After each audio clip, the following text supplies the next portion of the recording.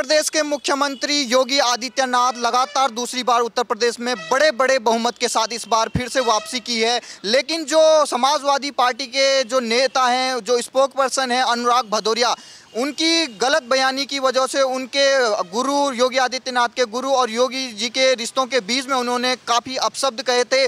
उसके बाद उनकी एफआईआर दर्ज की गई थी बीजेपी के कार्यकर्ताओं द्वारा और अब वो अंडरग्राउंड चल रहे हैं और भागे फिर रहे हैं यूपी की पुलिस से। और अब यूपी की पुलिस ने उनके घर के बाहर पर नोटिस चिपका दिया है संपत्ति को कुर्क करने का। उसके बाद लगातार जो अनुराग भदौरिया हैं वो माफ़ी करते हुए भाग फिर रहे हैं, लेकिन अभी भी पुलिस की पकड़ में नहीं आ रहे हैं। सबसे पहले ये बताइए सर, योगी जी को और उनके गुरु के बीच में इस तरीके से अपशब्द क्यों कहे जा रहे हैं, वो भी समाजवादी पार्टी के अनुराग भदौरिया जो स्पोक पर्सन है उनके?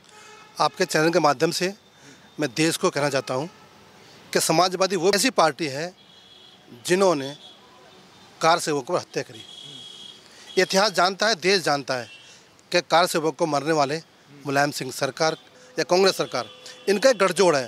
परंतु उसके सबसे आगे जो प्रदेश में सत्ता रही है वो सपा की रही है। तो उनकी विचारधारा आपके सामने है।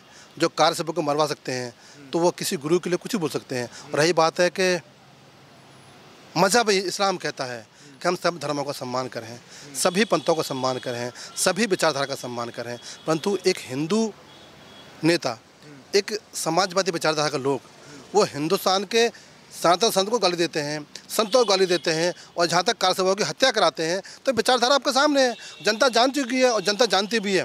और अभी 24 चुनाव होने वाला है, इनको आगे आने दो। जिन्होंने कार सेवकों को मरवाया था, जो हमारे महंतों को अपशब्द बोलते हैं, हम शब्द ऐसे नहीं बोल सकते।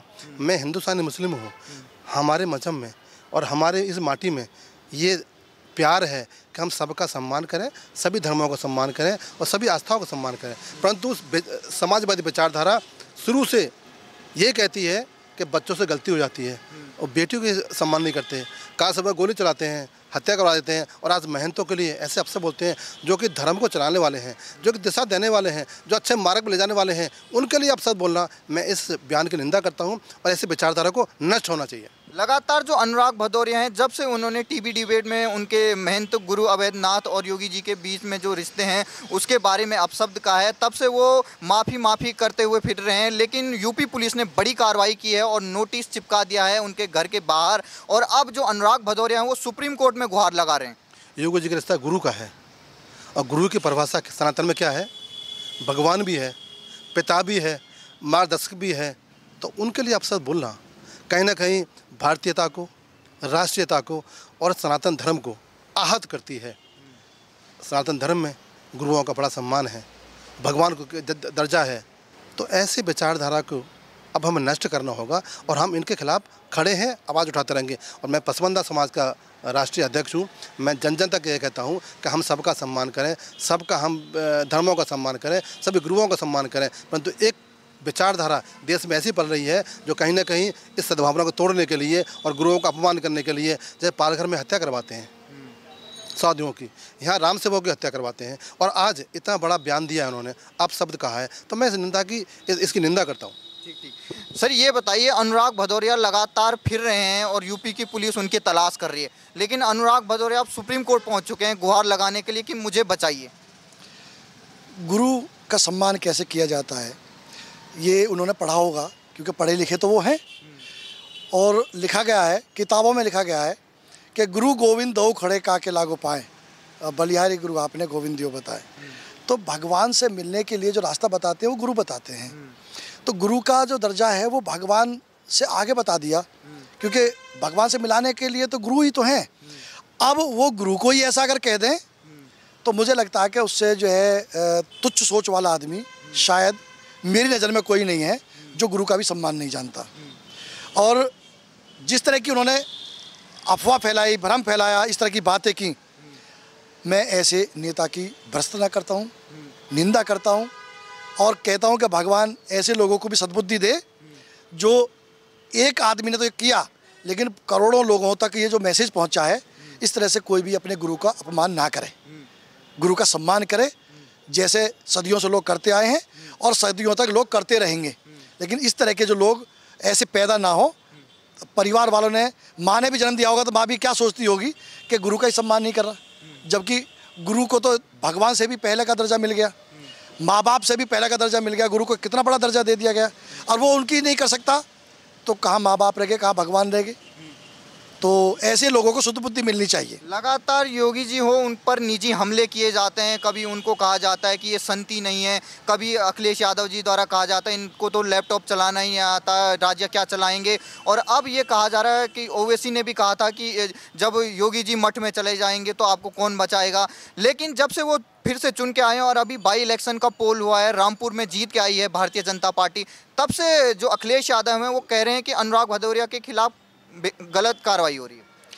देखो, योगी जी की सरकार है, कहते हैं ना कि चले जाएंगे मठ, मठ नहीं, वहाँ से लेकर आए लठ और एक लेकर आए बिल्डोजर। जो गलत करेगा उसका इलाज योगी जी बहुत बढ़िया जानते हैं। या तो प्रदेश में जो सच्चा और अच्छा आदमी रहेगा, बढ़िया आदमी रहेगा, और गुंडों के लिए तो उत्तर प्रदेश के अंदर जगह नहीं है, गुंडा राज नहीं होगा। योगी जी का नाम सुनते ही जो गुंडे हैं वो मैदान छोड़ कर भागते हैं, और ये जो गुंडा राज करना चाहते हैं ना, इनका इलाज ये कहते हैं कि योगी जी चले जाएंगे मठ, मठ नहीं जाएंगे, योगी जी लेकर आए मठ से लठ, और उनको सिखाया जाएगा कि किस तरीके से उत्तर प्रदेश के अंदर जो आप भ्रम और भय की राजनीति करते थे ना, जो भय बिठा देते और जब राजनीति करते थे, ऐसा समाजवादी पार्टी के लोगों का सुना होगा। एक पुलिस अधिकारी बड़े गाड़ी के बोनेट पर डाल लिए, उनकी हत्या कर दी गई, किस तरीके से पुलिस अधिकारियों को मार दिया जाता था। आज योगी के राज में पुलिस अधिकारियों को छूट है कि इस तरह के जो गुंडा राज करने वाले जो गुंडे थे उनका इलाज करिए और उनको पहुंचाइए उनकी जहाँ जगह है, और योगी जी पहुंचा रहे हैं।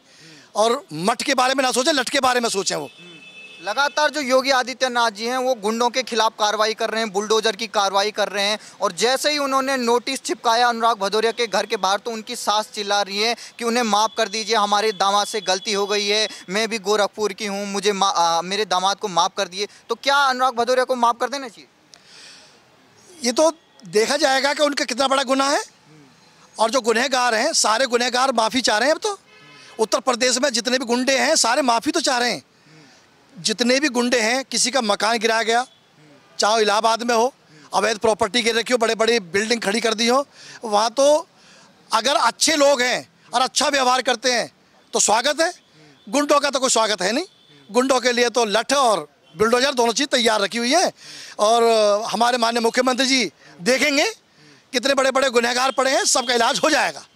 और रही बात माफ़ी की, तो माफ़ी ऐसे लोगों को तो मिलती नहीं है जो गुनाह कर दें और फिर माफ़ी मांग लें। गुनाह से पहले सोच लें। उनको ये नसीहत है कि गुनाह करने से पहले ये सोच लें कि उत्तर प्रदेश के अंदर गुनाह करना पाप है, और गुनाह करने के बाद योगी जी का लठ किस तरीके से चलता है।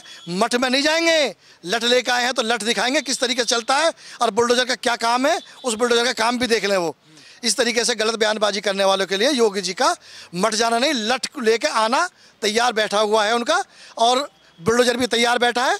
और जो गुंडे हैं वो उत्तर प्रदेश छोड़ के चले गए, जो बचे हैं वो भी भागने की तैयारी कर लें। ठीक। अभी योगी जी का एक बहुत बड़ा बयान आया है और पूरे देश भर में उसकी चर्चा हो रही कि योगी जी ने कहा है कि अगर जिस चौराहे पर आप बहन बेटियों के साथ छेड़खानी करोगे या डकैती करोगे तो अगले चौराहे जाने तक आप यूपी पुलिस से ढेर हो चुके होंगे। ये एक उनको सौगात है बहन बेटियों को, जो पहले रात को या दिन में या स्कूल में जाने से डरती थी, या तो स्कूल के लिए भाई जाता था या पिता जाता था।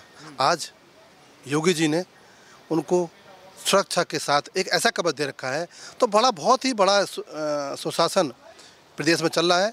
और अब देश और उत्तर प्रदेश विकास की बहार बहेगा, और अब इस देश में वही रहेगा जो इस माँ भारती से प्यार करेगा, जो सबका साथ लेकर चलेगा, जो सभी धर्मों को सम्मान करेगा और जो सभी को साथ लेकर चलेगा, अब वही राज करेगा। और राज करेंगे मोदी जो योगी जी, यही हम सबकी अपील है आपके माध्यम से। और मैं कहना चाहता हूँ कि अब देश बदलेगा।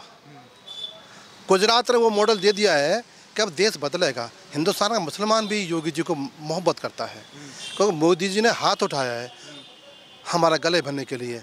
हम मुसलमान की तरफ कोई हाथ करता है ना, तो इस्लाम का ये फ़र्ज़ बनता है कि उसका कर्ज उतारा जाए।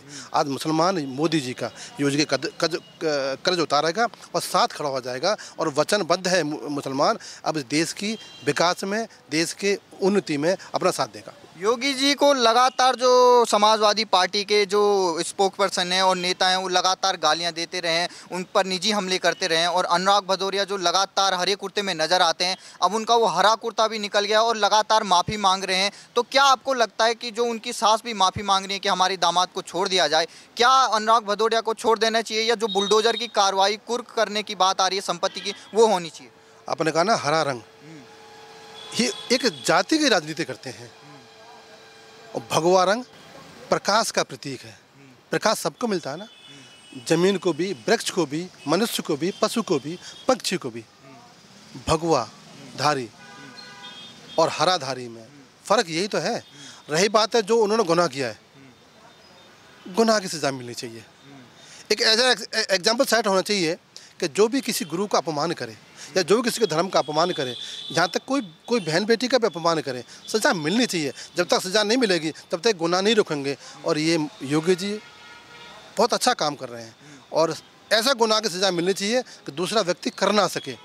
तो आज भगवाधारी, आज प्रकाश का प्रतीक, आज सनातन का प्रतीक, आज माँ भारती का प्रतीक, आज उस गंगा का प्रतीक भगवा है जो देश को दशा बदलेगा, हिंदुस्तान का नाम रोशन करेगा। और दुनिया में सबसे विकसित देश भगवाधारी ही कर सकते हैं, दूसरा कोई नहीं कर सकता।